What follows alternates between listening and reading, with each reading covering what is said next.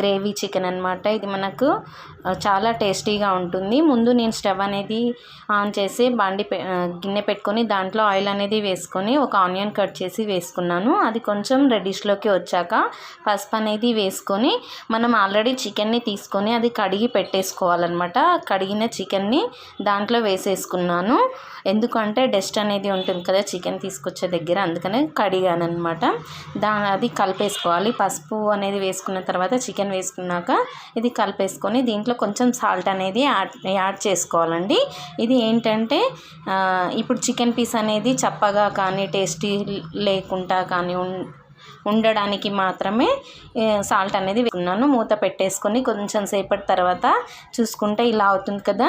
దీంట్లో already 3 tomatoes అనేవి medium సైజ్వి నేను కట్ చేసి పెట్టుకున్నాను. దాంట్లో అలాగే అల్లం వెల్లుల్లి పేస్ట్, కొత్తిమీర, పుదీనా అనేది కూడా వేసుకొని కలుపుకుంటున్నాను. ఎందుకు టమాటాలోకి సాల్ట్ వేసానంటే టమాటాస్ వేస్తే కొంచెం తీయగా అనిపిస్తుంది కదా, అలా లేకుండా కొంచెం సాల్ట్ అనేది వేసుకున్నాను. ఇది అల్లం వెల్లుల్లి పేస్ట్, కొత్తిమీర, కరివేపాకు వేసుకుంటే వేసుకోవచ్చు.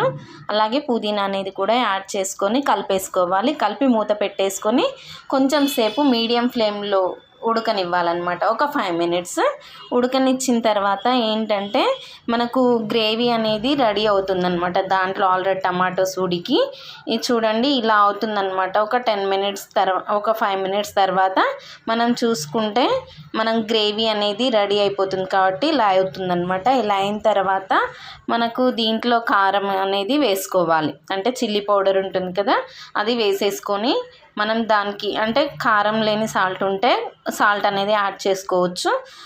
కొంచెమే యాడ్ చేసుకోవాలి, ఎందుకంటే మనం ఆల్రెడీ సాల్ట్ అనేది వేసాం కాబట్టి. ఇది కొంచెం సేపు ఉడకనిచ్చిన తర్వాత దీంట్లో వాటర్ అనేది యాడ్ చేసుకోవాలి, ఎందుకంటే ముందే వాటర్ అనేది యాడ్ చేసుకోవద్దు. ధనియా పౌడర్ వేసాను, అలాగే చికెన్ మసాలా అనేది వేసాను నేను.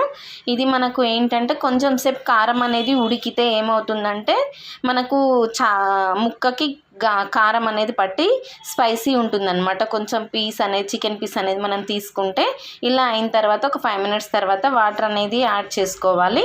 మన క్వాంటిటీ అనమాట. చపాతీలోకి, పూరీలోకి, రైస్లోకి మనం ఏ క్వాంటిటీ కావాలనుకుంటామో ఆ క్వాంటిటీలో వాటర్ అనేది యాడ్ అనేది చేసుకొని ఇలా కలిపేసుకోవాలి. ఇలా కలిపేసుకొని మూత అనేది పెట్టేసుకోవాలండి.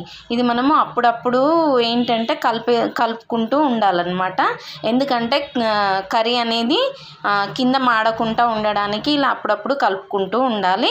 ఇలా మనం ఏంటంటే చపాతీలోకి, పూరీలోకి, దేంట్లోకైనా తీసుకున్నా చాలా టేస్టీగా ఉంటుంది. ఇలా మనకు లాస్ట్కి మన గ్రేవీ సరిపడా అయిన తర్వాత కొత్తిమీర, పుదీనా అనేది తీసుకొని గరం మసాలా అనేది యాడ్ చేసి మనం కలిపేసుకొని వేడివేడిగా సర్వ్ చేసుకుంటే చాలా బాగుంటుంది. ప్లీజ్ నా ఛానల్ని ఫస్ట్ టైం కనుక చూస్తే సబ్స్క్రైబ్ చేయండి, షేర్